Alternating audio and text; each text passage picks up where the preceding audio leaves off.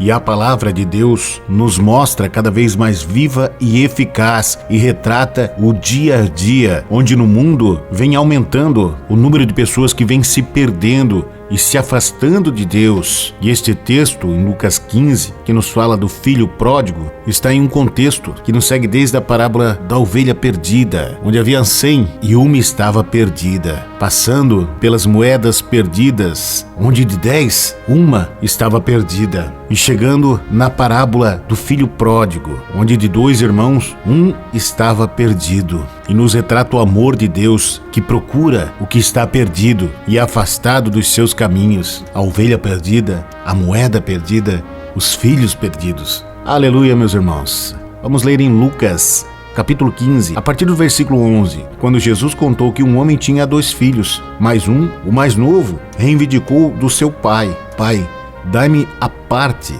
da herança que tenho direito. E consentindo, o pai repartiu sua propriedade entre eles. Não se passou muito tempo, o filho mais novo reuniu tudo que tinha, partindo para terras distantes, e lá esbanjou todos os seus bens, vivendo de forma irresponsável. Coincidentemente, após haver gasto tudo o que possuía, abateu-se sobre toda aquela região uma grande fome, e ele começou a passar muita necessidade. Por esse motivo, foi empregar-se com um dos cidadãos daquela região, que o mandou para o campo a fim de cuidar de porcos. Ali chegou a ter vontade de encher o seu estômago com as vagens e alfarrobeira com as quais os porcos eram alimentados, e no entanto, ninguém lhe dava absolutamente nada. Foi quando, caindo em si, falou consigo mesmo: quantos empregados de meu pai têm comida com fartura, e aqui morrendo de fome? Levantar-me-ei, tomarei o caminho de volta para o meu pai, e ao chegar lhe confessarei: Pai, pequei contra o céu e contra ti. Não sou mais digno de ser chamado de teu filho. Trata-me como um dos seus trabalhadores. E logo em seguida levantou-se e saiu na direção do pai. Vinha caminhando, e ele ainda distante, quando seu pai o viu, e pleno de compaixão, correu ao encontro do seu filho, e muito o abraçou e o beijou. Então o filho lhe declarou: Pai, pequei contra o céu e contra ti. Não sou mais digno de ser chamado de teu filho. Entretanto, o pai ordenou aos seus servos: Trazei depressa a melhor roupa, vesti-o com distinção, põe-lhe um anel de autoridade e sandálias de filho. Também trazei um novilho gordo e preparai. Comamos, façamos uma grande festa, regozijamos, porque este meu filho estava morto e voltou à vida, estava perdido e foi encontrado. E começaram a celebrar o seu regresso. Aleluia. Meus irmãos, este filho que se afastou do pai, levou o seu dinheiro, fez tudo o que não devia na sua vida. Ele percebeu depois de muito tempo de que ele era feliz e não sabia. Quantas pessoas que estão na casa do Pai, dentro da igreja, pessoas que têm todo o privilégio de estar com Deus, têm o pão de cada dia, alguém que ore por ela, está junto, protegendo, cuidando, e acabam deixando Satanás entrar pelos olhos e pelos ouvidos, e trocam a segurança por o que está lá fora, nutrindo o sentimento, como Eva, a não estar satisfeita com o paraíso, e ouve a cobra.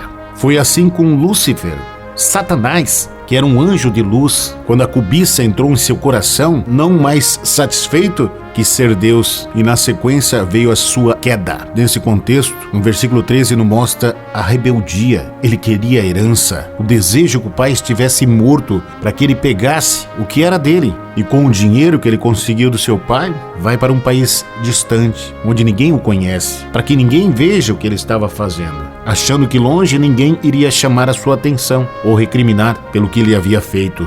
Ele era feliz e não sabia. E agora, gastando tudo, aproveitando a sua vida com o que Satanás entregou para ele, ele era infeliz e não sabia. Ele dizimou tudo que tinha. E aí veio a fome e a necessidade.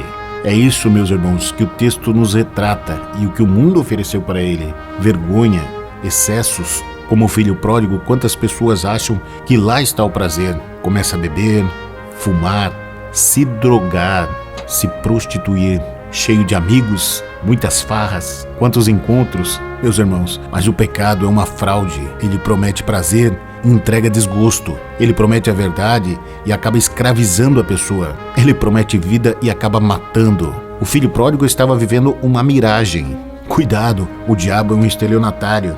Ele te vende o que ele não te dá. Ele te promete o que ele não pode te dar. E quando ele acorda, ele está chafurdando na lama, se prostituindo para pagar a droga, roubando e acaba arruinado na lama, no lixo. É isso que Satanás entrega para a pessoa. Olha o que Jesus retrata nesse texto. Ele chegou a comer bolotas de porcos. E para os judeus era imundo. Eles não comiam nem carne de porco, imagina as bolotas. E quando ele acorda em si com essa vida miserável e vê tudo que ele passou, uma tragédia, um fundo de poço, o que Jesus retrata para nós é que o pecado, ele degrada a pessoa, ele destrói. E lá dentro do chiqueiro, meus irmãos, ele percebe que é infeliz na sua consciência. Os olhos se abrem e acaba tendo certeza disso. E chega o momento da decisão. Olha o detalhe, meus irmãos, no versículo 17. Foi quando ele caindo em si. Significa que durante o pecado ele estava fora de si. Caindo em si, quantas pessoas vivendo no pecado, que estão fora de si, mas ainda há tempo. E ele acaba tomando uma decisão, levantar e ir falar com o seu pai. É preciso voltar para a casa do pai. Não há outro caminho. A vida está na casa do pai. A alegria está na casa do pai. É na presença de Deus. Só que ele não tomou apenas uma decisão. Ele agiu, criando uma expectativa de ser recebido pelo pai e ser um dos seus servos, de sobreviver como um trabalhador. E chegando assustado, tem uma surpresa. O pai o esperava. É o pai que corre ao seu encontro. É o pai que o abraça. É o pai que manda trazer uma roupa nova, colocar um anel no seu dedo, sandálias. É o pai que manda matar um novilho cevado.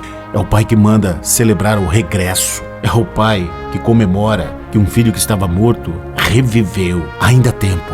Volte para a casa do pai e junte-se a nós. Junte-se a nós na Igreja Evangélica Ministério Aquele que Vive e participe das campanhas. Deus tem bênçãos para a sua vida e sua família. Igreja Ministério Aquele que Vive.